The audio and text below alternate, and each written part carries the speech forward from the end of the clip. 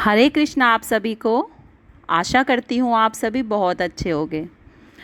आज पुरुषोत्तम मास महात्म्य का चौथा अध्याय सुनेंगे। अब तक हमने सुना था कि जो मल मास है वो कृष्ण भगवान के पास गया था और उसने अपनी समस्या बताई थी। तो अब आगे मल मास कृष्ण भगवान के पास पहुंचा और वो वहाँ पर जाकर विलाप करने लगा, रोने लगा। वो कहने लगा, मल मास दुखी होकर भगवान से बोला, हे मधुसूदन, हे भगवान, आपको सब कुछ ज्ञात है कि इस संसार में क्या हो रहा है। आपकी आज्ञा के बिना कुछ भी नहीं होता। तो मेरे दुर्भाग्य की पीड़ा भी आप अच्छी भांति जानते ही होंगे। मैं इस दुख रूपी फांस में फंसा हुआ हूँ। जैसे दुख किसी का ना हुआ ना देखा, सो मैं आपसे कहता हूँ।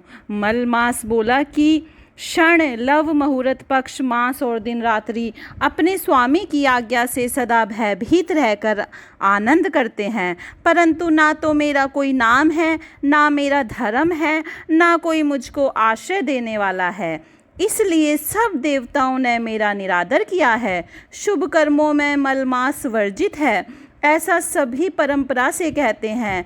इसलिए हे प्रभु, इस कष्ट का निवारण करें। मलमास के इस प्रकार के वचन सुनकर श्री कृष्ण भगवान बोले, हे मलमास, मैं तुम्हें अपने समान गुण, कीर्ति, ऐश्वर्य, पराक्रम, भक्तों को वरदान देने में सभी गुणों में अपने समान करूँगा। जैसे मैं लोक में प्रसिद्ध हूँ, वैसे ही मेरी तरह पुरुषोत्तम नाम से तुम विख्यात होगे। जो गुण मुझ में हैं वही सब गुण तुम्हारे अंदर भी होंगे।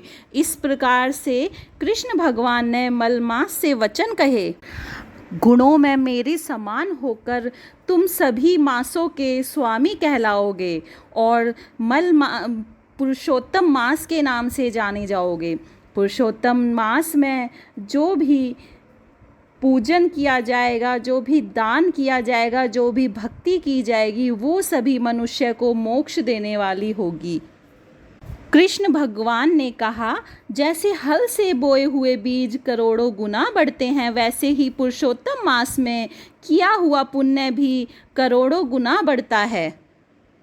जो महाअज्ञानी मनुष्य इस मास में जप दान आदि नहीं करेंगे और अच्छे कर्म नहीं करेंगे, देव तीर्थ तथा ब्राह्मण से वैर करेंगे, वे दुष्ट भाग्य वाले, दूसरों के भाग्य पर जीने वाले होंगे।